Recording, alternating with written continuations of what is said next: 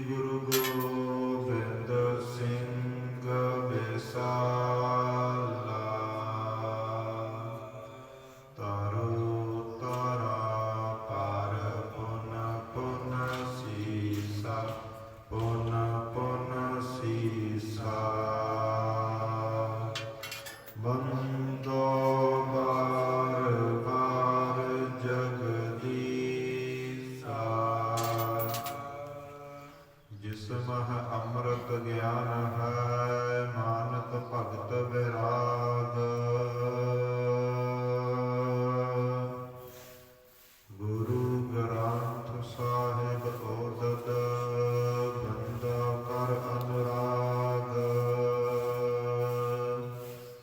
ਸ੍ਰੀ ਗੁਰ ਸ਼ਬਦ ਕਮਾਏ ਜਿਨਾ ਜੀਤੇ ਪੰਜ ਵਿਕਾਰ ਤਿਨ ਸੰਤਨ ਕਾ ਬੰਦਨਾ ਸਿਰ ਚਰਨਨ ਪਰ ਧਾਰ ਏਕ ਓੰਕਾਰ ਸਤਿਗੁਰੂ ਤਿਹ ਪ੍ਰਸਾਦ ਸਚ ਹੋਏ। ਵਾਹਿਗੁਰੂ ਜੀ ਕੀ ਫਤਿਹ। ਵਿਘਨ ਵਿਨਾਸ਼ਨ ਸੋਏ। ਵਾਹਿਗੁਰੂ ਜੀ ਕੀ ਫਤਿਹ। ਵਿਘਨ ਵਿਨਾਸ਼ਨ ਸੋਏ।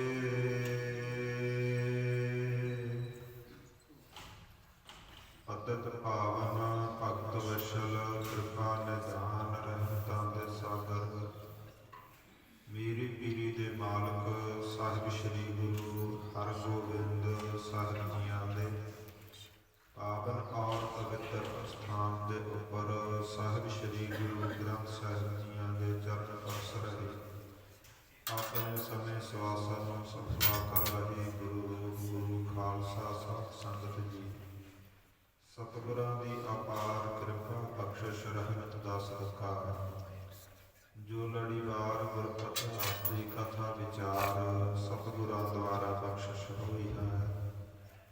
ਆਓ ਵਿਚਾਰਾਂ ਦੀ ਸਾਂਝ ਪਾਉਣ ਤੋਂ ਪਹਿਲਾਂ ਗੁਰਦੇਵ ਸਤਿਗੁਰਾਂ ਦੁਆਰਾ ਬਖਸ਼ਿਸ਼ ਕੀਤੀ ਗਈ ਫਤਿਹ ਦੀ ਸਾਂਝ ਪਾਈਏ। ਆਖੋ ਜੀ ਵਾਹਿਗੁਰੂ ਜੀ ਕਾ ਖਾਲਸਾ ਵਾਹਿਗੁਰੂ ਜੀ ਕੀ ਫਤਿਹ।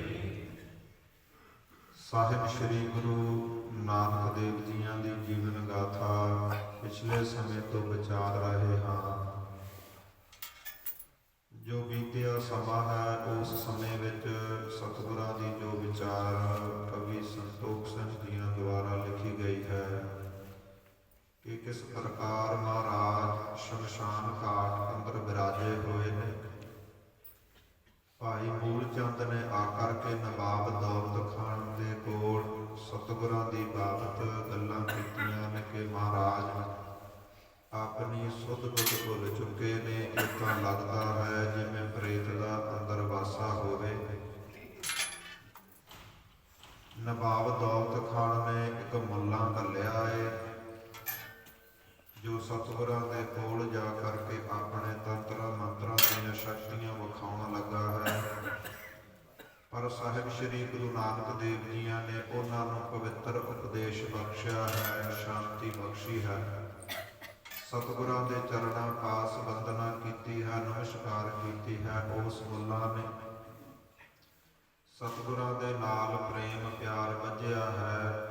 ਆ ਕਰਕੇ ਨਵਾਬ ਦੌਲਤ ਖਾਨ ਕੋਲ ਦੱਸਣ ਲੱਗਾ ਕਿ ਸਾਰਾ ਸੁਲਤਾਨਪੁਰ ਲੋਧੀ ਨਵਾਬ ਜੀ ਝੂਠ ਬੋਲ ਰਿਹਾ ਹੈ ਕਿ ਗੁਰੂ ਨਾਨਕ ਦੇਵ ਜੀਆਂ ਨੂੰ ਕੋਈ ਸੁੱਧ ਬੁੱਧ ਨਹੀਂ, ਕੋਈ ਖਬਰ ਨਹੀਂ। ਉਹ ਤਾਂ ਦਿਲਾਂ ਦੀਆਂ ਜਾਣਨ ਵਾਲੇ ਨੇ, ਉਹ ਸਭ ਦੀਆਂ ਜਾਣਨ ਵਾਲੇ ਨੇ, ਪਰ ਲੋਕ ਅਣਜਾਣ ਨੇ, ਉਹਨਾਂ ਦੀ ਬਾਬਤ ਕੁਝ ਵੀ ਨਹੀਂ ਜਾਣਦੇ।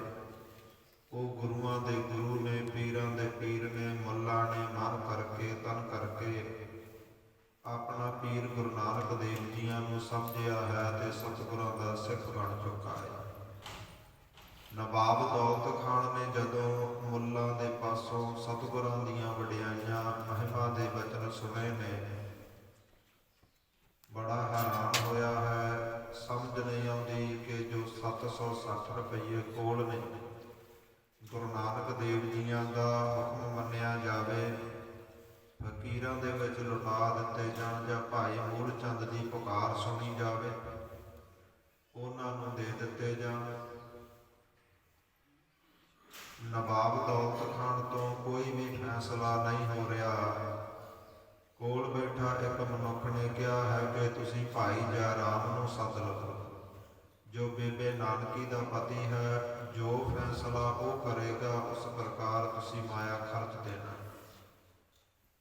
ਇੱਕ ਮਨੁੱਖ ਨੂੰ ਘੱਲਿਆ ਹੈ, ਭਾਈ ਜੈ ਰਾਮ ਨੂੰ ਕੋਲ ਬੁਲਾਇਆ ਹੈ। ਭਾਈ ਜੈ ਰਾਮ ਪਹਿਲਾਂ ਹੀ ਗਹਿਰੇ ਦੁੱਖ ਦੇ ਵਿੱਚ ਹੈ, ਕਿਉਂਕਿ ਗੁਰੂ ਨਾਨਕ ਦੇਵ ਜੀਆਂ ਨੇ ਘਰ-ਬਾਰ ਛੱਡਿਆ ਹੈ, ਮੋਦੀ ਖਾਨਾ ਤਿਆਗਿਆ ਹੈ, ਜਾ ਕਰਕੇ ਕਬਰਾਂ ਦੇ ਵਿੱਚ ਬੜੀਆਂ ਮਸਾਣਾਂ ਦੇ ਵਿੱਚ ਵਿਰਾਜੇ ਹੋਏ ਨੇ। ਇਹਨਾਂ ਗੱਲਾਂ ਤੋਂ ਬਹੁਤਾ ਦੁਖੀ ਭਾਈ ਜੈ ਰਾਮ ਨਵਾਬ ਦੌਲਤ ਖਾਨ ਦੇ ਕੋਲ ਬੈਠਾ ਹੈ ਤੇ ਨੀਵੀਂ ਪਾ ਕਰਕੇ ਟਿਕਿਆ ਹੋਇਆ ਹੈ।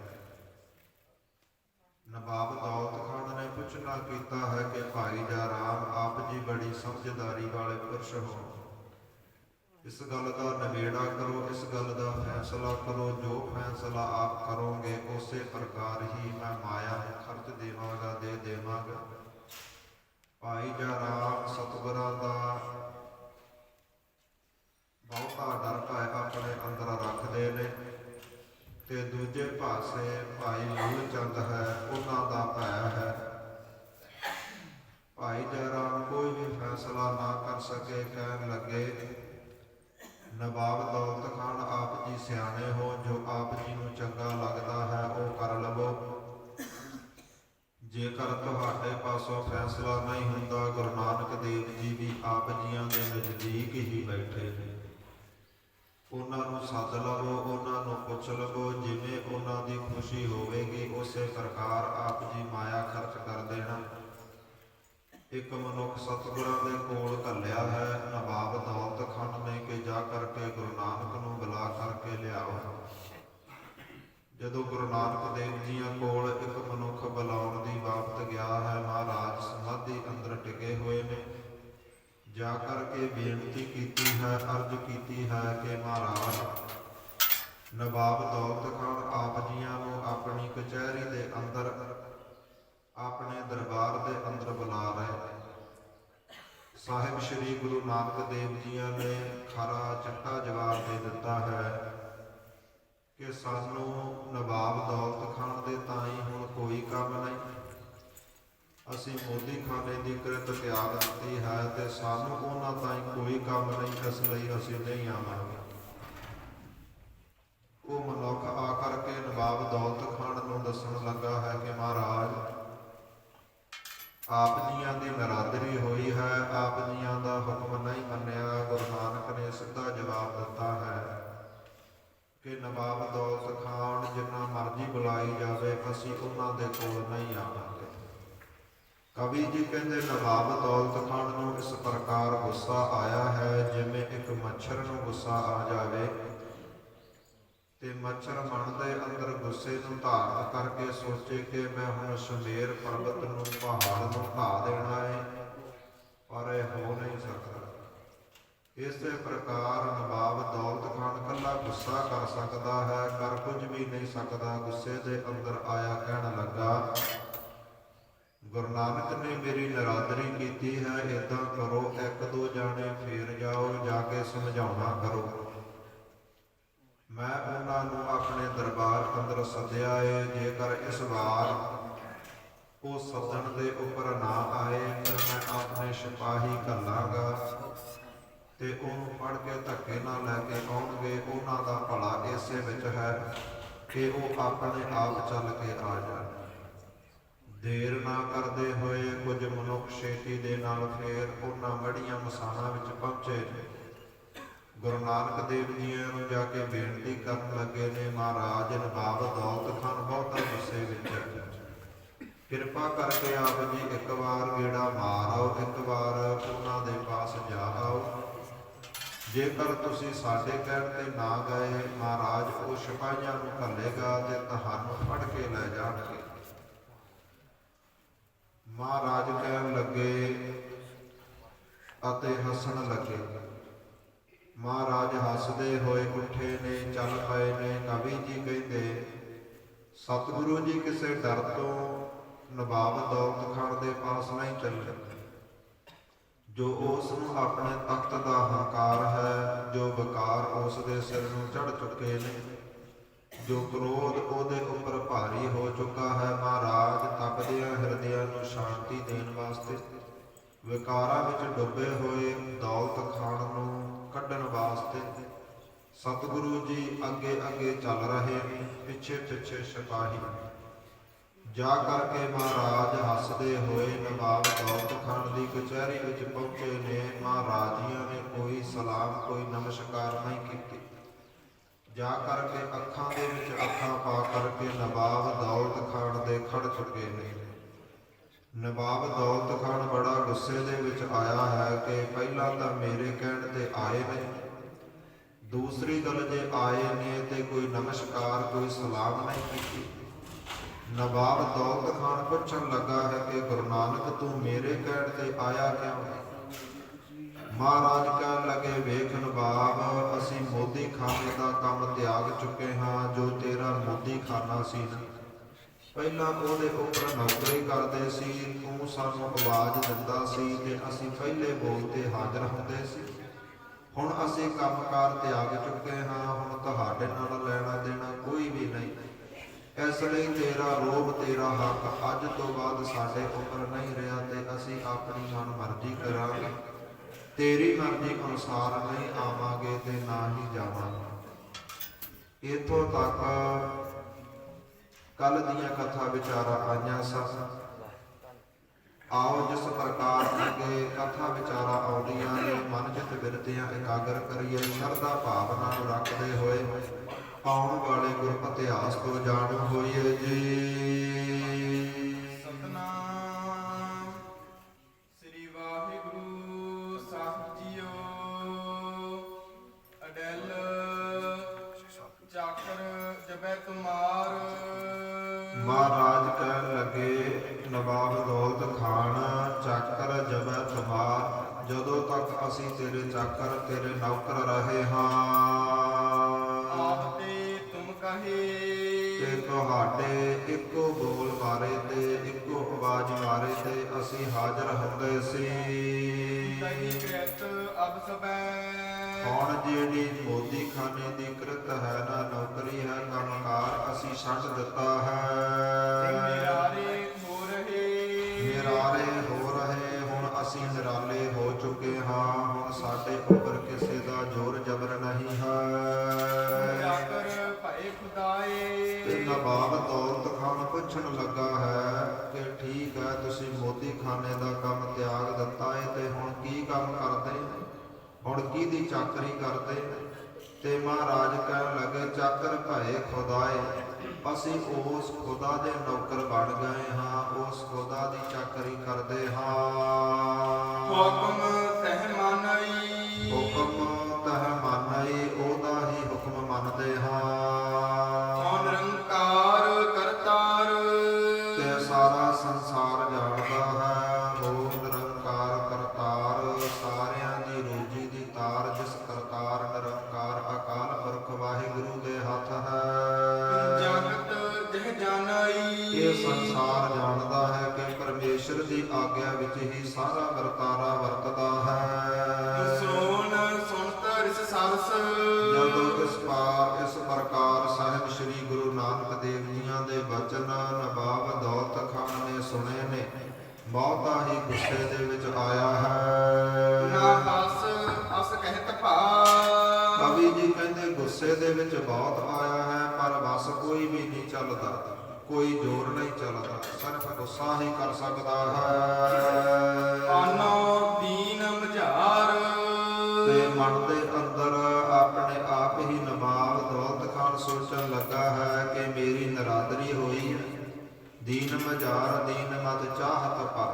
ਕਵੀ ਜੀ ਕਹਿੰਦੇ ਹੁਣ ਗੁਰੂ ਨਾਨਕ ਦੇਵ ਜੀਆਂ ਨੂੰ ਮੁਸਲਮਾਨ ਇਸਲਾਮੀ ਬਣਾਉਣ ਬਾਰੇ ਸੋਚ ਰਿਹਾ ਹੈ। ਆਜ ਜੁਮੇ ਕੋ ਰੋਜ, ਤੇ ਮਨ ਦੇ ਅੰਦਰ ਸੋਚਣ ਲੱਗਾ ਹੈ ਕਿ ਆਜ ਜੁਮੇ ਕੋ ਰੋਜ਼, ਅੱਜ ਜੁਮੇ ਦਾ ਦਿਨ ਹੈ, ਸ਼ੁੱਕਰਵਾਰ ਦਾ ਦਿਨ ਹੈ। ਐਸੀ ਚਾਲ ਚੱਲਾਂਗਾ। ਨਵਾਬ ਦੌਲਤ ਖਾਨ ਸੋਚ ਰਿਹਾ ਹੈ ਕਿ ਗੁਰੂ ਨਾਨਕ ਦੇਵ ਜੀ ਕਿੰਨੀ ਕੁ ਕਰਨੀ ਦੇ ਮਾਲਕ ਨੇ, ਇਹ ਪਤਾ ਲੱਗ ਜਾਵੇਗਾ। ਹੋ ਚੱਲੇ ਸੰਗ ਮਸੀਤ, ਤੇ ਮਹਾਰਾਜ ਜੀਆਂ ਨੂੰ ਕਹਿਣ ਲੱਗਾ ਕਿ ਹੇ ਗੁਰੂ ਨਾਨਕ, ਤੁਸੀਂ ਮੇਰੇ ਨਾਲ ਮਸੀਤ ਜਾਣਾ ਕਰੋ। ਨਿਮਾਜ਼ ਪੜਾਈ ਹੋ, ਤੇ ਮੈਂ ਅੱਜ ਤੁਹਾਨੂੰ ਨਾਲ ਲਿਜਾ ਕੇ ਮਸੀਤ ਦੇ ਵਿੱਚ ਨਿਵਾਜ ਅਦਾ ਕਰਾਵਾਂਗਾ। ਦ੍ਰਿਸ਼ਟ ਏਕ ਪਰ ਧਰੀ, ਕਿਉਂਕਿ ਆਪ ਜੀਆਂ ਨੇ ਕਿਹਾ ਹੈ, ਗੁਰੂ ਨਾਨਕ ਦੇਵ ਜੀ ਮਹਾਰਾਜ ਜੀਆਂ ਦੀ ਇਹ ਸੋਚ ਹੈ ਕਿ ਦ੍ਰਿਸ਼ਟ ਏਕ ਪਰ ਧਰੀ। ਮਹਾਰਾਜ ਜੀਆਂ ਨੇ ਇੱਕੋ ਪਰਮੇਸ਼ਰ ਅਕਾਲ ਪੁਰਖ ਵਾਹਿਗੁਰੂ ਦਾ ਆਸਰਾ ਤੱਕਿਆ ਹੈ। ਜਗਤ ਤਜਕਾਨ ਕੋ, ਤੇ ਸੰਸਾਰ ਦੀ ਕਾਨੌੜ ਨੂੰ, ਸੰਸਾਰ ਦੇ ਰੋਗ ਨੂੰ ਮਹਾਰਾਜ ਜੀਆਂ ਨੇ ਛੱਡ ਦਿੱਤਾ ਹੈ। ਹਿੰਦੂ ਤੁਰਕ ਜੇ ਦੋਇਨ, ਕਹਿਣ ਲੱਗਾ ਕਿ ਤੁਸੀਂ ਕਿਹਾ ਹੈ ਕਿ ਹਿੰਦੂ ਤੁਰਕ ਜੇ ਦੋਇਆ ਨਾ, ਕਿ ਜਿਹੜੇ ਹਿੰਦੂ ਨੇ ਮੁਸਲਮਾਨ ਨੇ ਮੈਨੂੰ ਨਜ਼ਰ ਨਹੀਂ ਆਉਂਦੇ। ਨਾ ਭੇਦੇ ਜਾਨ ਕੋ, ਤੇ ਤੁਸੀਂ ਇਹਨਾਂ ਵਿੱਚ ਭੇਦ ਨਹੀਂ ਜਾਣਦੇ। ਦਰਅਸਲ ਮਹਾਰਾਜ ਜੀਆਂ ਨੇ ਵਚਨ ਇਹ ਕੀਤੇ ਸਨ ਕਿ ਪੂਰਨ ਮਰਿਆਦਾ ਵਾਲਾ ਹਿੰਦੂ, ਪੂਰਨ ਮਰਿਆਦਾ ਵਾਲਾ ਮੁਸਲਮਾਨ ਜੋ ਆਪਣੇ ਧਰਮ ਦੇ ਅੰਦਰ ਪੂਰਨ ਤੌਰ ਤੇ ਪਰਪੱਕ ਹੋਵੇ, ਜੋ ਉਹਨਾਂ ਦੇ ਵਡੇਰੇ ਉਹਨਾਂ ਨੂੰ ਉਪਦੇਸ਼ ਦੇ ਗਏ, ਉਸ ਉਪਦੇਸ਼ ਦੇ ਉੱਪਰ ਚੱਲਣ ਵਾਲੇ ਨਾ ਤਾਂ ਮੈਨੂੰ ਹਿੰਦੂ ਨਜ਼ਰ ਆਉਂਦੇ ਨੇ ਤੇ ਨਾ ਹੀ ਮੈਨੂੰ ਮੁਸਲਮਾਨ ਨਜ਼ਰ ਆਉਂਦੇ ਨੇ। ਇਹ ਦੋਨੇ ਹੀ ਕਰਮਕਾਂਡ ਅੰਦਰ ਜੁੜ ਚੁੱਕੇ ਨੇ, ਆਪਣੇ ਧਰਮ ਨੂੰ ਭੁੱਲ ਚੁੱਕੇ ਨੇ, ਧਰਮ ਦਾ ਵਜੂਦ ਮੁੱਢ ਭੁੱਲ ਚੁੱਕੇ ਨੇ। ਮਹਾਰਾਜ ਜੀਆਂ ਨੇ ਇਹ ਵਚਨ ਕੀਤੇ ਸਨ, ਪਰ ਥੋੜੀ ਮਤ ਵਾਲਾ ਨਵਾਬ ਦੌਲਤ ਖਾਨ ਇਹ ਸੋਚ ਗਿਆ ਹੈ ਕਿ ਗੁਰੂ ਨਾਨਕ ਦੇਵ ਜੀਆਂ ਨੇ ਇਹ ਕਿਹਾ ਹੈ ਕਿ ਮੈਨੂੰ ਹਿੰਦੂਆਂ ਵਿੱਚ ਅਤੇ ਮੁਸਲਮਾਨਾਂ ਵਿੱਚ ਰਤੀ ਪਰ ਫਰਕ ਨਜ਼ਰ ਨਹੀਂ ਆਉਂਦਾ। ਤੋਹਮ ਕਰੇ ਖੁਦਾਏ, ਤੇ ਇਸ ਲਈ ਅਸੀਂ ਸਾਡਾ ਖੁਦਾਏ ਕਰਨ ਦਾ, ਨਿਵਾਜ ਪੜਨ ਦਾ ਸਮਾਂ ਹੋਇਆ ਹੈ। ਬੰਦਗੀ ਬੰਦ ਕਰ, ਹੇ ਗੁਰੂ ਨਾਨਕ, ਹੁਣ ਅਸੀਂ ਨਿਵਾਜ ਅਦਾ ਕਰਾਂਗੇ, ਪਰਮੇਸ਼ਰ ਅੱਗੇ ਹੱਥ ਜੋੜਾਂਗੇ। ਹੋ ਤੁਮ ਧੀ ਗਬਨੋ ਸੰਗ, ਤੇ ਮਹਾਰਾਜ ਜੀਆਂ ਨੂੰ ਕਹਿਣ ਲੱਗਾ, ਤੁਸੀਂ ਵੀ ਸਾਡੇ ਨਾਲ ਜਾਣਾ ਕਰੋ। ਤਜਹੋ ਨਿਰਲਾਜ ਕਰ, ਤੇ ਸੰਸਾਰ ਦੀ ਜੋ ਸ਼ਰਮ ਹੈ, ਸੰਸਾਰ ਦਾ ਜੋ ਡਰ ਹੈ, ਉਸ ਨੂੰ ਛੱਡ ਦੇਵੋ। ਕਿਉਂਕਿ ਤੁਹਾਨੂੰ ਇੱਕੋ ਖੁਦਾਏ ਨਜ਼ਰ ਆਉਂਦਾ ਹੈ ਕਿ ਹਰ ਇੱਕ ਦੇ ਵਿੱਚ ਪਰਮੇਸ਼ਰ ਵਸਦਾ ਹੈ, ਅਕਾਲ ਪੁਰਖ ਵਾਹਿਗੁਰੂ ਵਸਦਾ ਹੈ। ਤੁਹਾਨੂੰ ਹਿੰਦੂ ਅਤੇ ਤੁਰਕ ਨਜ਼ਰ ਨਹੀਂ ਆਉਂਦੇ। ਇਸ ਲਈ ਜੇ ਪਰਮੇਸ਼ਰ ਹਰ ਇੱਕ ਵਿੱਚ ਵਸਦਾ ਹੈ, ਫਿਰ ਪਰਮੇਸ਼ਰ ਦੀ ਨਿਵਾਜ ਅਦਾ ਕਰਨ ਦਾ ਆਪ ਜੀਆਂ ਨੂੰ ਡਰ ਨਹੀਂ ਹੋਣਾ ਚਾਹੀਦਾ, ਆਪ ਜੀਆਂ ਨੂੰ ਸ਼ਰਮ ਨਹੀਂ ਆਉਣੀ ਚਾਹੀਦੀ। ਇਸ ਲਈ ਤੁਸੀਂ ਮੇਰੇ ਨਾਲ ਚੱਲੋ। ਸੁਨ ਨਾਨਕ ਜੀ ਕਾਨ, ਜਦੋਂ ਸਾਹਿਬ ਸ੍ਰੀ ਗੁਰੂ ਨਾਨਕ ਦੇਵ ਜੀਆਂ ਨੇ ਇਹ ਵਚਨ ਨਵਾਬ ਦੌਲਤ ਖਾਨ ਦੇ ਆਪਣੇ ਕੰਨੀ ਸੁਣੇ ਨੇ, ਬੈਨ ਆਨਨ ਭਨੇ, ਤੇ ਸਾਹਿਬ ਸ੍ਰੀ ਗੁਰੂ ਨਾਨਕ ਦੇਵ ਜੀ ਮਹਾਰਾਜ ਇਸ ਪ੍ਰਕਾਰ ਬੋਲੇ ਨੇ। ਚਲੋ ਖਾਨ ਤੇ ਥਾਨ, ਮਹਾਰਾਜ ਕਹਿਣ ਲੱਗੇ, ਨਵਾਬ ਦੌਲਤ ਖਾਨ, ਇਹ ਕਿਹੜੀ ਵੱਡੀ ਗੱਲ ਹੈ। ਚਲੋ ਜਿਹੜੀ ਜਗ੍ਹਾ ਉੱਪਰ ਆਪ ਜੀ ਲਿਜਾਣਾ ਚਾਹੁੰਦੇ ਹਾਂ, ਜਹਾਂ ਤੁਮ ਮਨ ਮਨੈ, ਜਿੱਥੇ ਤੇਰਾ ਮਨ ਮੰਨਦਾ ਹੈ ਨਾ ਕਿ ਮੈਂ ਗੁਰੂ ਨਾਨਕ ਨੂੰ ਇੱਥੇ ਲੈ ਕੇ ਜਾਵਾਂ, ਇਸ ਮਸੀਤ ਦੇ ਅੰਦਰ ਲੈ ਕੇ ਜਾਵਾਂ, ਉੱਥੇ ਲੈ ਚੱਲ। ਖੋਜੋ ਖੋਜਣ ਜੋਗ, ਨਾਲੇ ਸੰਸਾਰ ਤੇ ਆਏ ਮਨੁੱਖ ਦਾ ਭਲਾ ਇਸੇ ਵਿੱਚ ਹੈ ਕਿ ਉਹ ਪਰਮੇਸ਼ਰ ਦੀ ਖੋਜ ਕਰ ਲਵੇ, ਅਕਾਲ ਪੁਰਖ ਵਾਹਿਗੁਰੂ ਨੂੰ ਲੱਭ ਲਵੇ। ਇਹੀ ਉਹਦੇ ਮਨੁੱਖ ਦਾ ਅਸਲ ਸਫਲਤਾ ਦਾ ਰਸਤਾ ਹੈ।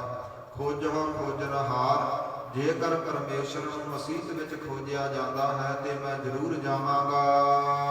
ਤਾਂ ਜਾਣਿਓ ਜਾਏ ਹੈ, ਇਸ ਲਈ ਅਸੀਂ ਜ਼ਰੂਰ ਤੇਰੇ ਨਾਲ ਚੱਲਾਂਗੇ। ਜੇਕਰ ਮਸੀਤ ਦੇ ਅੰਦਰ ਤੂੰ ਪਰਮੇਸ਼ਰ ਦੀ ਭਗਤੀ ਕਰਨ ਜਾਣਾ ਹੈ, ਪਰਮੇਸ਼ਰ ਨੂੰ ਖੋਜਣ ਜਾਣਾ ਹੈ। ਹੋ ਆਨੰਦ ਕੰਦ ਮੁਕੰਦ, ਕਵੀ ਜੀ ਕਹਿੰਦੇ, ਇਸ ਪ੍ਰਕਾਰ ਮਹਾਰਾਜ ਆਨੰਦ ਦੇ ਸਹਿਤ, ਖੁਸ਼ੀ ਦੇ ਬੱਦਲ, ਮੁਕੰਦ ਮੁਕਤੀ ਦੇ ਦਾਤੇ, ਚਲੇ ਸੰਗਰਾਈ ਹੈ। ਮਹਾਰਾਜ ਆਪਣੀ ਮਰਜ਼ੀ ਅਨੁਸਾਰ ਰਾਜੇ ਨਵਾਬ ਦੌਲਤ ਖਾਨ ਦੇ ਨਾਲ ਚੱਲੇ ਨੇ।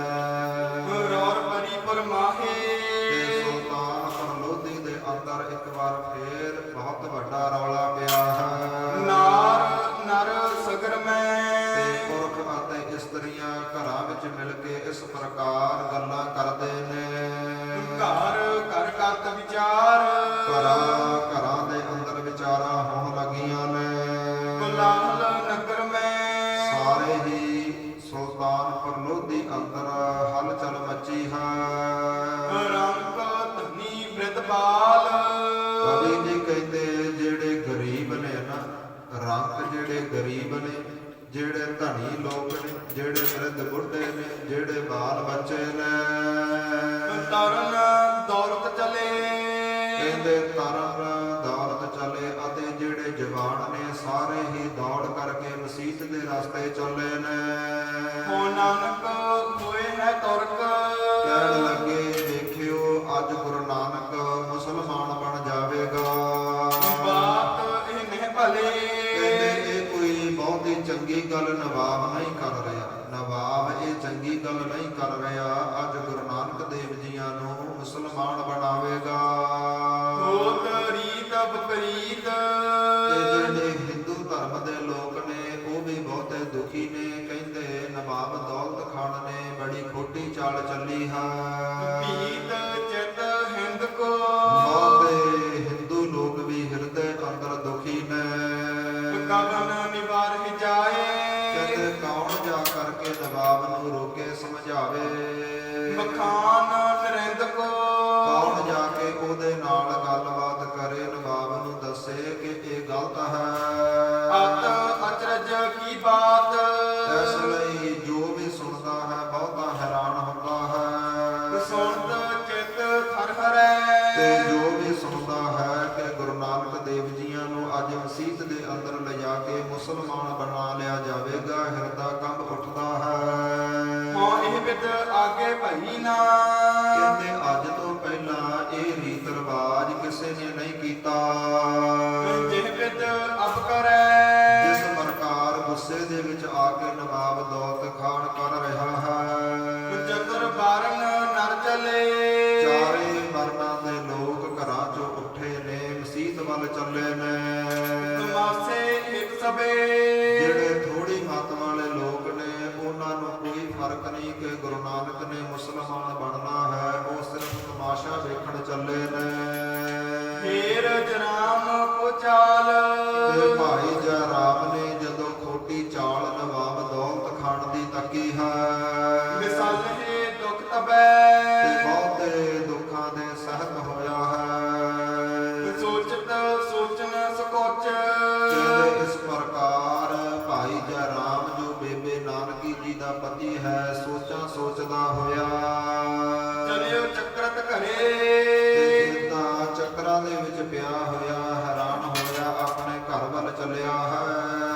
ਪਹੁੰਚਤ ਚਾਹਤ ਕਛ ਔਰ, ਕਹਿਣ ਲੱਗਾ ਕਿ ਮੈਂ ਗੁਰੂ ਨਾਨਕ ਦੇਵ ਜੀਆਂ ਨੂੰ ਰਾਏ ਭੋਏ ਦੀ ਤਲਵੰਡੀ ਤੋਂ ਲਿਆ ਕੇ ਗਲਤੀ ਕੀਤੀ ਹੈ। ਮੈਂ ਤਾਂ ਇਹ ਸੋਚ ਕੇ ਲਿਆਇਆ ਸੀ ਕਿ ਕੋਈ ਕੰਮਕਾਰ ਕਰੇਗਾ ਔਰ ਵਿਦ ਨਾ ਕਰੇ, ਤੇ ਮੈਨੂੰ ਨਹੀਂ ਪਤਾ ਸੀ ਐਸੀਆਂ ਘਟਨਾਵਾਂ ਗੁਰੂ ਨਾਨਕ ਦੇਵ ਜੀਆਂ ਦੇ ਜੀਵਨ ਅੰਦਰ ਵਰਤਣਗੀਆਂ ਕਿ ਇਹ ਮੁਸਲਮਾਨ ਬਣ ਜਾਣਗੇ। ਪੰਤ ਸੁਦਾ ਕੀ ਲਤਾ, ਕਹਿੰਦੇ ਇਹ ਤਾਂ ਇਸ ਪ੍ਰਕਾਰ ਹੋਈ ਹੈ ਜਿਵੇਂ ਕਿਸੇ ਨੇ ਅੰਮ੍ਰਿਤ ਰੂਪੀ ਬੇਲ ਬੀਜੀ ਹੋਵੇ। ਹਲਾਲ ਫਰਫਰੀ, ਤੇ ਕਹਿੰਦੇ ਪਰ ਉਹਦੇ ਉੱਪਰ ਭੁਲੇਖੇ ਦੇ ਨਾਲ ਜ਼ਹਿਰ ਰੂਪੀ ਫੁੱਲ ਉੱਗਿਆ। ਕਹਿੰਦੇ ਮੈਨੂੰ ਤਾਂ ਏਦਾਂ ਲੱਗਦਾ ਸੀ ਗੁਰੂ ਨਾਨਕ ਦੇਵ ਜੀਆਂ ਦੀ ਜਸ ਰੂਪੀ ਵਡਿਆਈ ਰੂਪੀ ਬੇਲ ਸੁਲਤਾਨਪੁਰ ਲੋਧੀ ਵਿੱਚ ਵੱਧ ਰਹੀ ਹੈ, ਪਰ ਪਤਾ ਹੀ ਨਹੀਂ ਲੱਗਿਆ ਕਦੋਂ ਲੋਕਾਂ ਨੇ ਨਿੰਦਿਆ ਕਰ ਕਰਕੇ ਉਸ ਅੰਮ੍ਰਿਤ ਰੂਪੀ ਬੇਲ ਦੇ ਅੰਦਰ ਜ਼ਹਿਰ ਭਰ ਦਿੱਤੀ। ਹੁਣ ਜ਼ਹਿਰ ਰੂਪੀ ਫੁੱਲ ਲੱਗੇ ਨੇ, ਨਿੰਦਿਆ ਹੋ ਰਹੀ ਹੈ। ਲਿਖਤ ਕਲਾਨਿਤ ਕਲਮ, ਕਹਿੰਦੇ ਇਸ ਪ੍ਰਕਾਰ ਜਿਵੇਂ ਕੋਈ ਲਿਖਾਰੀ ਕਲਮ ਚੱਕੇ ਤੇ ਚੰਦਰਮੇ ਦੀ ਉਸਤਤੀ ਲਿਖਣ ਲੱਗੇ। ਬਿੰਦ ਤੱਕ ਲਿਖ ਹਰੀ, ਪਰ ਆਪਣੇ ਹੱਥਾਂ ਦੇ ਨਾਲ ਚੰਦਰਮੇ ਨੂੰ ਛੱਡ ਕਰਕੇ ਜੋ ਚੰਦਰਮੇ ਨੂੰ ਗ੍ਰਹਿਣ ਲੱਗਦਾ ਹੈ ਰਾਹੂ ਉਹਦੀ ਉਸਤਤੀ ਲਿਖ ਦੇਵੇ। ਇਸ ਪ੍ਰਕਾਰ ਹੋਇਆ ਹੈ। ਸੰਦਰਭ ਦੇਨ ਕੋ ਖਾਨ, ਕਹਿੰਦੇ ਨਵਾਬ ਦੌਲਤ ਖਾਨ ਨੇ ਫੈਸਲਾ ਤਾਂ ਦਰਬ ਦਾ ਮਾਇਆ ਦਾ ਕਰਨਾ ਸੀ ਕਿ ਜੋ 760 ਰੁਪਏ ਨੇ ਇਹ ਕਿਸ ਨੂੰ ਦਿੱਤੇ ਜਾਣ। ਮਕਾਰਿਓ ਨਰ ਪਠੇ, ਪਰ ਗੁੱਸੇ ਦੇ ਵਿੱਚ ਆਇਆ ਨਵਾਬ ਦੌਲਤ ਖਾਨ, ਇਹ ਖੋਟੀ ਚਾਲ ਚੱਲਿਆ ਹੈ। ਮੋਹਰ ਨਿਵਾਜ ਕਰਾ, ਸਤਿਗੁਰਾਂ ਨੂੰ ਇਸ ਬਾਬਤ ਸੀ ਕਿ ਇਹ ਜੋ 760 ਰੁਪਏ ਤੁਹਾਡੇ ਵਾਧੇ ਦੇ ਨੇ, ਇਹ ਕਿਸ ਨੂੰ ਦਿੱਤੇ ਜਾਣ, ਕਿਸ ਪ੍ਰਕਾਰ ਖਰਚੇ ਜਾਣ। ਮਾਇਆ ਦੀ ਤਾਂ ਗੱਲ ਹੀ ਨਹੀਂ ਕੀਤੀ। ਗੁੱਸੇ ਦੇ ਵਿੱਚ ਆਇਆ ਸਤਿਗੁਰਾਂ ਨੂੰ ਧਰਮ ਤਬਦੀਲ ਕਰਵਾ ਰਿਹਾ ਹੈ। ਹੁਣ ਨਿਵਾਜ ਪੜਾਉਣ ਵਾਸਤੇ ਮਸੀਤ ਵੱਲ ਲੈ ਚੱਲਿਆ ਹੈ। ਭਾਈ ਬਿੱਦ ਆਪਥੇ ਕਹਿੰਦੇ ਇਹ ਜਿਹੜੀ ਬਿੱਦ ਹੈ ਨਾ ਬੜੀ ਖੋਟੀ ਹੈ। ਜਗਰ ਦਿਸਾ ਤੇ ਜਕੈ ਇਹਨਾਂ ਚਾਰਾਂ ਧਰਮਾਂ ਦੇ ਲੋਕਾਂ, ਚਾਰਾਂ ਵਰਨਾਂ ਦੇ ਲੋਕਾਂ ਨੇ ਬੁਰਾ ਮਨਾਇਆ ਹੈ। ਕਿਤ ਚਿਤ ਹਵੈ ਰਹਾ ਕਹਿੰਦੇ ਕਿਤ ਚਿਤ ਹੋਵੇ ਰਹਾ। ਇਸ ਪ੍ਰਕਾਰ ਭਾਈ ਜੈ ਰਾਮ ਦਾ ਹਿਰਦਾ ਬਹੁਤ ਦੁਖੀ ਹੈ। ਮੁਸ਼ਕਾਲੂ ਕਹਿਓ ਕਾਹੇ ਕਹਿਣ ਲੱਗਾ ਕਿ ਬਾਬਾ ਕਲਿਆਣ ਚੰਦ ਨੂੰ ਜਦੋਂ ਪਤਾ ਲੱਗੇਗਾ ਮੇਰਾ ਪੁੱਤਰ ਇਸਲਾਮੀ ਹੋਇਆ ਹੈ, ਮੁਸਲਮਾਨ ਬਣਾ ਲਿਆ ਹੈ, ਤੇ ਮੈਂ ਉਹਨਾਂ ਨੂੰ ਕੀ ਜਵਾਬ ਦੇਵਾਂਗਾ। ਕਿ ਮੂਲਾ ਕਹਿ ਕਹਾ ਤੇ ਭਾਈ ਮੂਲ ਚੰਦ ਵੀ ਮੇਰੇ ਉੱਪਰ ਗੁੱਸੇ ਹੋਣਗੇ ਜੋ ਉਹਨਾਂ ਦੇ ਸਹੁਰਾ ਸਾਹਿਬ ਨੇ। ਨਾਨਕ ਜਨਨੀ ਪੂਜਤ ਤੇ ਜਦੋਂ ਆਪਣਾ ਜਾਣ ਤੋਂ ਵੀ ਵੱਧ ਪਿਆਰ ਕਰਨ ਵਾਲੀ ਮਾਤਾ ਤ੍ਰਿਪਤਾ ਨੂੰ ਪਤਾ ਲੱਗੇਗਾ ਕਿ ਮੇਰਾ ਪੁੱਤਰ ਜਿਹੜਾ ਧਰਮ ਤਬਦੀਲ ਕਰ ਚੁੱਕਾ ਹੈ, ਪੁੱਤਰ ਦਇਓ ਕੋ ਤੇ ਮੈਨੂੰ ਜਵਾਬ ਸਵਾਲ ਸਾਰੇ ਰਿਸ਼ਤੇ ਨਾਤੇ ਵਾਲੇ ਕਰਨਗੇ। ਭਾਈ ਜੈ ਰਾਮ ਕਹਿੰਦਾ ਮੈਂ ਕੀ ਜਵਾਬ ਦੇਵਾਂਗਾ। ਮੋਰ ਪਰ ਧਾਰ ਹੈ ਖੋਰ ਤੇ ਸਾਰੇ ਮੇਰੇ ਉੱਪਰ ਗੁੱਸਾ ਧਾਰਨ ਕਰਨਗੇ। ਨਾ ਜਾਣਹਿ ਭਿਓ ਕੋ ਤੇ ਕਿਸੇ ਨੂੰ ਵੀ ਭੇਦ ਦਾ ਪਤਾ ਨਹੀਂ ਲੱਗੇਗਾ ਕਿ ਇਹ ਮਸਲਾ ਕੀ ਬਣਿਆ ਸੀ। ਲੱਜਤ ਚੀਤਨ ਕੇਤ ਇਸ ਪ੍ਰਕਾਰ ਸ਼ਰਮਸਾਰ ਹੋਇਆ ਭਾਈ ਜੈ ਰਾਮ ਆਪਣੇ ਘਰ ਅੰਦਰ। ਬਰਿਓ ਦਰ ਬੈਸਿਓ ਦੌੜ ਕਰਕੇ ਇੱਕ ਕਮਰੇ ਦੇ ਅੰਦਰ ਆ ਕੇ ਬੈਠ ਗਿਆ ਹੈ। ਗਰੀਬ ਨੀਵ ਕਰ ਮਸਤ ਕਹਿੰਦੇ ਨੀਵੀਂ ਪਾ ਕੇ ਬੈਠਾ ਹੈ, ਚੁੱਪ ਨੂੰ ਧਾਰਨ ਕੀਤਾ ਹੈ। ਸੋਚ ਤਨ ਜੈਸਿਓ ਤੇ ਸੋਚਾਂ ਨੂੰ ਸੋਚਦਾ ਹੋਇਆ ਕਮਰੇ ਅੰਦਰ ਵਿਰਾਜਿਆ ਹੈ। ਧਾਰਨ ਖਨਤ ਚਖਨੀਰ ਕਹਿੰਦੇ ਇਸ ਪ੍ਰਕਾਰ ਟੈਨਸ਼ਨ ਦੇ ਵਿੱਚ ਆਇਆ ਹੈ, ਇਸ ਪ੍ਰਕਾਰ ਸੋਚ ਰਿਹਾ ਹੈ। ਪੈਰ ਦੇ ਅੰਗੂਠੇ ਦੇ ਨਾਲ ਧਰਤੀ ਜੀ ਪੱਟ ਰਿਹਾ ਹੈ ਤੇ ਮਨ ਦੇ ਅੰਦਰ ਸੋਚਾਂ ਸੋਚ ਰਿਹਾ ਹੈ। ਜਿਹੜੀਆਂ ਅੱਖਾਂ ਨੇ ਉਹ ਜਲ ਦੇ ਨਾਲ, ਪਾਣੀ ਨਾਲ ਭਰੀਆਂ ਨੇ। ਭਰੇ ਭਰ ਆਵਈ ਕਹਿੰਦੇ ਭਰ ਭਰ ਕੇ ਅੱਖਾਂ 'ਚੋਂ ਹੰਝੂ ਡੁੱਲ ਰਹੇ ਨੇ। ਹਉ ਕਰਨਾ ਮੂਰਤ ਧਰੀ ਕਹਿੰਦੇ ਇਸ ਤਰ੍ਹਾਂ ਜਾਣੋ ਕਿ ਕਮਰੇ ਦੇ ਅੰਦਰ ਭਾਈ ਜੈ ਰਾਮ ਨਹੀਂ ਬੈਠਾ, ਪੂਰੇ ਦਾ ਪੂਰਾ ਬੈਰਾਗ ਆ ਕੇ ਬੈਠਾ ਹੋਵੇ। ਮਨੋ ਪਛਤਾਵਈ ਤੇ ਭਾਈ ਜੈ ਰਾਮ ਮਨ ਅੰਦਰ ਬਹੁਤਾ ਪਛਤਾਵਾ ਕਰਦਾ ਹੈ ਕਿ ਮੈਂ ਗੁਰੂ ਨਾਨਕ ਦੇਵ ਜੀਆਂ ਨੂੰ ਕਿਉਂ ਰਾਏ ਭੋਏ ਦੀ ਤਲਵੰਡੀ ਤੋਂ ਸੁਲਤਾਨਪੁਰ ਲੋਧੀ ਨੂੰ ਲਿਆਂਦਾ ਸੀ। ਲੱਗਿਓ ਨਾਨਕੀ ਤਿਸੈ ਤੇ ਜਦੋਂ ਬੇਬੇ ਨਾਨਕੀ ਨੇ ਇਸ ਪ੍ਰਕਾਰ ਆਪਣੇ ਪਤੀ ਨੂੰ ਵੇਖਿਆ ਹੈ, ਤੁੰਡ ਮੁਰਝਾਇਆ ਉਹਨਾਂ ਦਾ ਮੁਖ ਮੁਰਝਾਇਆ ਹੋਇਆ, ਅਫਸੋਸਿਆ ਹੋਇਆ ਲੱਗਿਆ ਹੈ। ਜਲ ਬਿਨ ਤੋਰੀ ਨਾਲ ਕਹਿੰਦੇ ਇਸ ਪ੍ਰਕਾਰ ਹੈ ਜਿਵੇਂ ਕੋਈ ਕਿਸੇ ਫੁੱਲ ਦੀ ਡਾਹਣੀ ਤੋੜ ਦੇਵੇ। ਕਮਲ ਕਮਲਾਇਆ ਤੇ ਜਿਵੇਂ ਕਮਲ ਦਾ ਫੁੱਲ ਕਮਲਾ ਜਾਂਦਾ ਹੈ ਨਾ ਡਾਹਣੀ ਟੁੱਟੀ ਤੋਂ, ਇਸ ਪ੍ਰਕਾਰ ਹੌਸਲਾ ਟੁੱਟਿਆ ਹੈ। ਭਾਈ ਜੈ ਰਾਮ ਦੀ ਧੀਰਜ ਟੁੱਟੀ ਹੈ ਤੇ ਮੁਰਝਾ ਬੈਠਾ ਹੈ।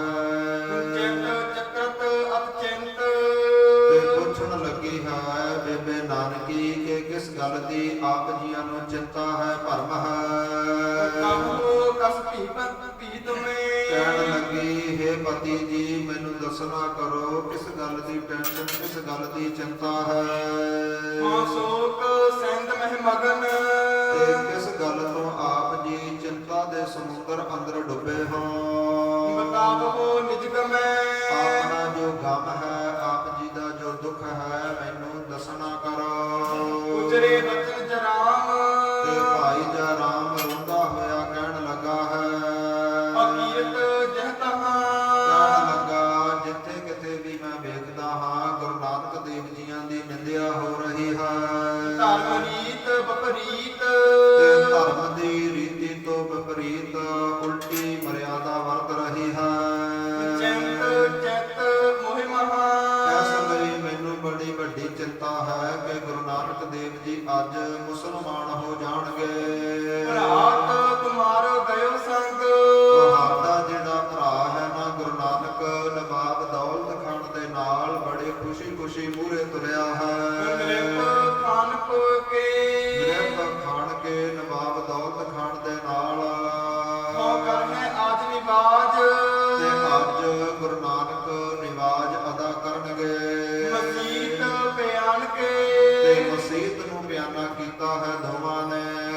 ਚੱਕਰ ਬਾਰਨ ਮਹਿਰੌਰ ਤੇ ਚਾਰਾਂ ਵਰਨਾਂ ਵਿੱਚ ਚਾਰਾਂ ਧਰਮਾਂ ਵਿੱਚ ਇਸ ਪ੍ਰਕਾਰ ਰੌਲਾ ਪਿਆ ਹੈ ਤੁਰਕ ਤਹਿ ਹੋਏ ਕਿ ਹੈ ਅੱਜ ਗੁਰੂ ਨਾਨਕ ਤੁਰਕ ਹੋ ਜਾਵੇਗਾ। ਗਇਓ ਖਾਨ ਚਲ ਆਪ ਆਪ ਨਵਾਬ ਦੌਲਤ ਖਾਨ ਦੇ ਨਾਲ ਚੱਲੇ ਨੇ ਸੰਗ ਬਹੁ ਲੋਏ ਤੇ ਹੈ ਬਹੁਤੇ ਲੋਕ ਨਵਾਬ ਦੌਲਤ ਖਾਨ ਦੇ ਨਾਲ ਮਸੀਤ ਵੱਲ ਗਏ ਨੇ। ਸੋਕ ਸੈਂਦ ਮਹਿ ਮਗਨ ਇਸ ਲਈ ਮੈਂ ਚਿੰਤਾ ਦੇ ਸਮੁੰਦਰ ਅੰਦਰ ਡੁੱਬਿਆ ਹਾਂ। ਸੁਣਤ ਮਮ ਮਨ ਭਇਓ ਇਸ ਲਈ ਮੇਰਾ ਮਨ ਭਰਿਆ ਹੋਇਆ ਹੈ।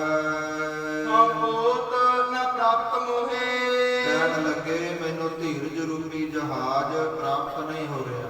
ਮੈਂ ਚਿੰਤਾ ਦੇ ਸਮੁੰਦਰ ਅੰਦਰ ਡੁੱਬਿਆ ਹਾਂ। ਮੈਨੂੰ ਕੋਈ ਵੀ ਸਹਾਰਾ ਹੌਸਲੇ ਰੂਪੀ ਜਹਾਜ਼ ਨਜ਼ਰ ਨਹੀਂ ਆਉਂਦਾ।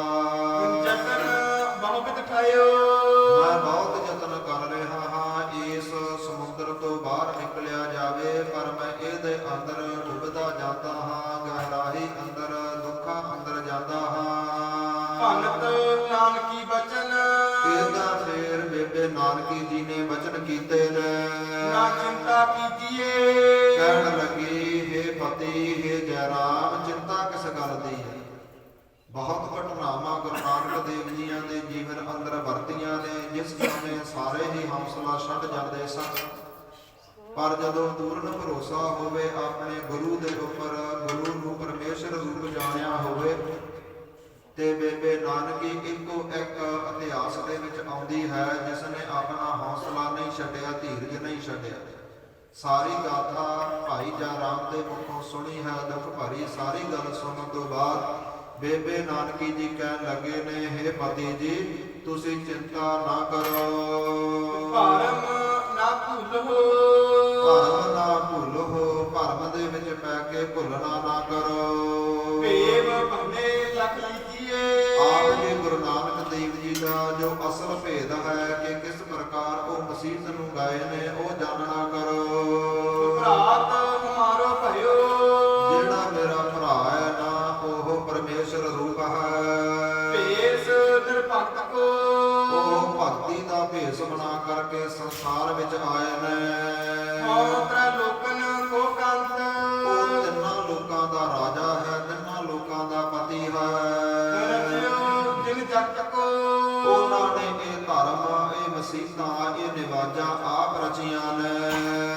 ਪੰਨਕ ਦਾਨਵ ਅਮਰ ਤੇ ਉਹ ਨਾਗਾਂ ਨੂੰ, ਉਹ ਦਾਨਵਾਂ ਦੈਤਾਂ ਨੂੰ, ਅਮਰ ਭਾਵ ਦੇਵਤਿਆਂ ਨੂੰ, ਵਰਨ ਕਿੰਨਰ ਧਰਾ ਤੇ ਜੋ ਜਲ ਦੇਵਤਾ ਹੈ ਵਰਨ ਅਤੇ ਕਿੰਨਰ, ਜੋ ਇਹ ਸਾਰੇ ਹੀ ਦੇਵਤਿਆਂ ਦੀ ਮੰਡਲੀ ਹੈ, ਅਤੇ ਧਰਾ ਧਰਤੀ ਨੂੰ। ਮਾਰਤੰਡ ਜਮ ਇੰਦ ਕਹਿੰਦੇ ਉਹ ਸੂਰਜ ਨੂੰ, ਉਹ ਜਮਾਂ ਨੂੰ, ਉਹ ਇੰਦ ਚੰਦਰਮੇ ਨੂੰ। ਇੰਦਰ ਹਰ ਜਕਰਾ ਇੰਦਰ ਨੂੰ, ਹਰ ਭਾਵ ਸ਼ਿਵ ਜੀ ਨੂੰ, ਜਗਤਰਾ ਬ੍ਰਹਮੇ ਨੂੰ। ਕੌਣ ਬਨ ਦਿਲਪਾਲ ਉਹ ਸੰਸਾਰ ਉੱਪਰ ਵਗ ਰਹੀ ਹਵਾ ਨੂੰ, ਬਲ ਰਹੀ ਅੱਗ ਨੂੰ, ਦਿਗਪਾਲ ਦਿਸ਼ਾ ਫਲ ਹਾਥੀਆਂ ਨੂੰ। ਰਜਾਈ ਨਾ ਫੇਰਈ ਇਹ ਸਾਰੇ ਹੀ ਉਹਦੀ ਰਜ਼ਾ ਤੋਂ ਬਿਨਾ, ਗੁਰੂ ਨਾਨਕ ਦੇ ਹੁਕਮ ਤੋਂ ਬਿਨਾ ਅੱਖ ਨਹੀਂ ਝਮਕ ਸਕਦੇ। ਕੌਣ ਬਪੁਰਾ ਹੈ ਕੌਣ ਤੇ ਫਿਰ ਨਵਾਬ ਦੌਲਤ ਖਾਨ ਤਾਂ ਇੱਕ ਆਮ ਮਨੁੱਖ ਹੈ, ਉਹਦੀ ਕੀ ਚਿੰਤਾ ਕਰਨੀ ਹੈ। ਪੰਕ ਦ੍ਰਿਗ ਫੇਰਈ ਉਹ ਉਹਦੇ ਹੁਕਮ ਤੋਂ ਬਾਹਰ ਕਿਵੇਂ ਜਾਵੇਗਾ। ਇਹ ਸਾਰੇ ਸੰਸਾਰ ਲੋਕ ਪਰਲੋਕ ਵਿੱਚ ਵਸਣ ਵਾਲੇ ਦੇਵੀ ਦੇਵਤੇ ਗੁਰੂ ਨਾਨਕ ਦੇਵ ਜੀਆਂ ਦੀ ਆਗਿਆ ਅਨੁਸਾਰ ਚੱਲਣ ਵਾਲੇ ਨੇ। ਫਿਰ ਨਵਾਬ ਦੌਲਤ ਖਾਨ ਦੀ ਕਿਸ ਗੱਲ ਦੀ ਚਿੰਤਾ ਹੈ।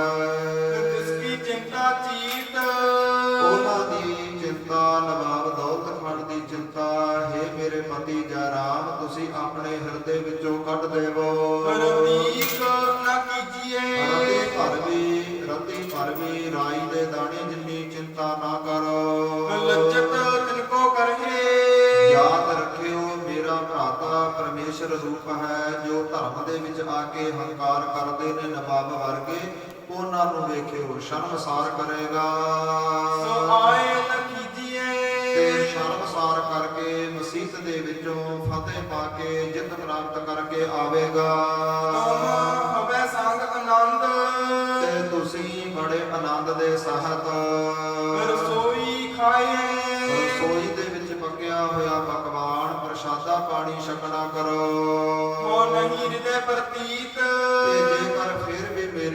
ਗੱਲਾਂ ਤੇ ਭਰੋਸਾ ਨਹੀਂ। ਤਾ ਪ੍ਰਿਪ ਤੇ ਬਿਠਾਏ ਜੋ ਆਪਣਾ ਗਵਾਂਢੀ ਹੈ ਨਾ, ਜਿਹਦਾ ਨਾਮ ਨਿਧਾ ਪੰਡਤ ਹੈ, ਉਸ ਨੂੰ ਘੱਲ ਦੇਵ।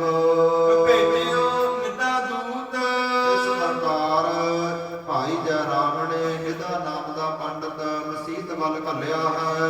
ਮਸੀਤ ਹੈ ਤਿਸ ਭਇਓ ਤੇ ਜਿਸ ਦਿਸ਼ਾ ਵੱਲ ਮਸੀਤ ਹੈ, ਨਿਧਾ ਪੰਡਤ ਸਤਿਗੁਰਾਂ ਦੀ ਖਬਰ ਲੈਣ ਵਾਸਤੇ ਉਸ ਰਸਤੇ ਗਿਆ ਹੈ। ਧੀਰ ਭੂਰ ਭਰ ਰਹੀ ਤੇ ਬਹੁਤੀ ਭੀੜ ਲੱਗੀ ਹੈ, ਜਾਣੋ ਕਵੀ ਜੀ ਕਹਿੰਦੇ ਪੈਰ ਰੱਖਣ ਨੂੰ ਜਗ੍ਹਾ ਨਹੀਂ। ਸਥਾਨ ਨਾ ਤਹਿ ਰਹਿਓ ਕਹਿੰਦੇ ਕੋਈ ਵੀ ਸਥਾਨ ਖਾਲੀ ਨਜ਼ਰ ਨਹੀਂ ਆ ਰਿਹਾ, ਜਿੱਥੋਂ ਉਹ ਨਿਧਾ ਪੰਡਤ ਲੰਘ ਕੇ ਮਸੀਤ ਦੇ ਨਜ਼ਦੀਕ ਜਾ ਸਕੇ।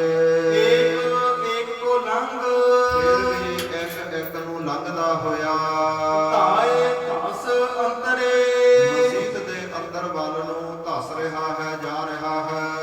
ਮੋ ਕਰਨਾ ਨਿਤ ਕੋ ਦੇਖ ਤੇ ਜਦੋਂ ਮਸੀਤ ਦੇ ਦਰਵਾਜ਼ੇ ਉੱਪਰ ਖੜੇ ਗੁਰੂ ਨਾਨਕ ਨੂੰ ਤੱਕਿਆ ਵਿਸੂਰ ਹੈ, ਹੈ ਔਰ ਖਰੇ ਤੇ ਨਿਧਾ ਪੰਡਤ ਵੀ ਬੈਰਾਗ ਦੇ ਵਿੱਚ ਆਇਆ ਹੈ, ਬਹੁਤਾ ਦੁੱਖਾਂ ਦੇ ਸਹਿਤ ਹੋਇਆ ਹੈ। ਦੋਹਰਾ ਪਹੁੰਚਿਓ ਨਿਕਟ ਨਾ ਸ੍ਰੀ ਗੁਰੂ ਕਵੀ ਜੀ ਕਹਿੰਦੇ ਜੋ ਭਾਈ ਜੈ ਰਾਮ ਨੇ ਖਬਰ ਲੈਣ ਵਾਸਤੇ ਨਿਧੇ ਨਾਮ ਦਾ ਪੰਡਤ ਘੱਲਿਆ ਸੀ, ਗੁਰੂ ਨਾਨਕ ਦੇਵ ਜੀਆਂ ਦੇ ਪਾਸ ਨਾ ਜਾ ਸਕਿਆ, ਸਫਲ ਨਾ ਹੋ ਸਕਿਆ।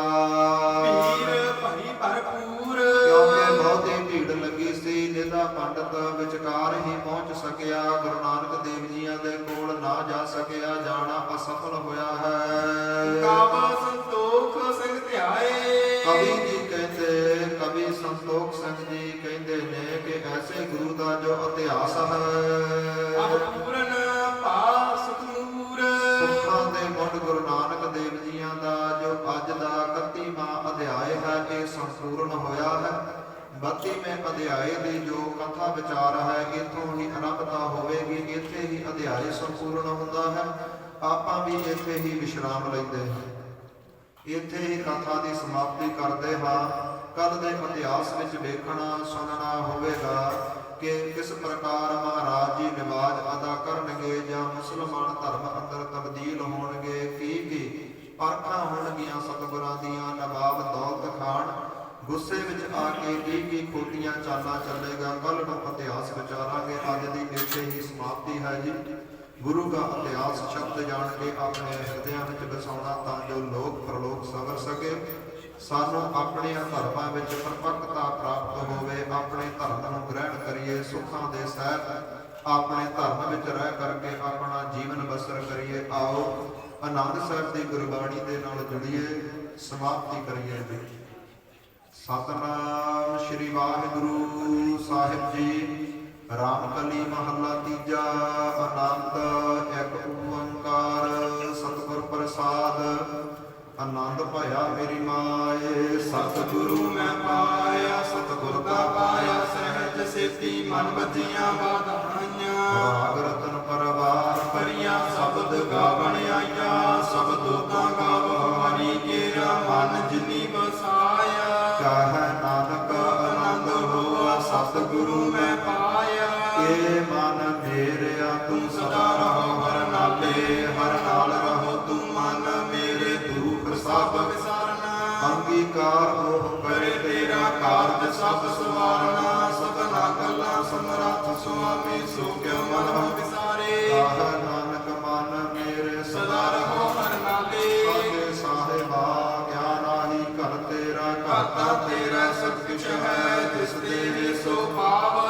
ਸਦਾ ਸਿਫਤ ਸਲਾਹ ਤੇਰੀ, ਨਾਮ ਮਨ ਵਸਾਵੈ। ਨਾਮ ਜਿਨ ਕੈ ਮਨ ਵਸਿਆ, ਵਾਜੇ ਸ਼ਬਦ ਕਨੀਰੇ। ਕਹੈ ਨਾਨਕ ਸੱਚੇ ਸਾਹਿਬ ਗਿਆਨ ਆਹੀ ਘਰ ਤੇਰੇ, ਸਾਚਾ ਨਾਮ ਮੇਰਾ ਆਧਾਰੋ। ਸਾਚ ਨਾਮ ਆਧਾਰ ਮੇਰਾ, ਜਿਨ ਭੁੱਖਾਂ ਸਭ ਗਵਾਈਆਂ। ਕਰ ਸ਼ਾਂਤ ਸੁਖ ਮਨ ਆਏ ਵਸਿਆ, ਜਿਨ ਇੱਛਾ ਸਭ ਬੁਝਾਈਆਂ। ਸਦਾ ਕੁਰਬਾਨ ਕੀਤਾ ਗੁਰ ਵਿਟਹੁ, ਜਿਸ ਦੀਆਂ ਇਹ ਵਡਿਆਈਆਂ। ਕਹੈ ਨਾਨਕ ਸੁਨਹੁ ਸੰਤ ਹੋ, ਸ਼ਬਦ ਧਰੋ ਪਿਆਰੋ। ਸਾਚਾ ਨਾਮ ਮੇਰਾ ਆਧਾਰੋ। ਵਾਜੇ ਪੰਜ ਸ਼ਬਦ ਤਿਤ ਘਰ ਸੁਭਾਗੈ, ਘਰ ਸੁਭਾਗੈ ਸ਼ਬਦ ਵਾਜੇ। ਕਲਾ ਜਿਤ ਕਰ ਧਾਰਿਆ, ਪੰਜ ਦੂਤ ਤੁਧ ਵਸ ਕੀਤੇ। ਕਾਲ ਕੰਟਕ ਮਾਰਿਆ, ਤੁਰ ਕਰਮ ਪਾਇਆ, ਤੁਧ ਜਿਨ ਗਾਉ ਸੇ ਨਾਮ ਹਰ ਕੈ ਲਾਗੇ।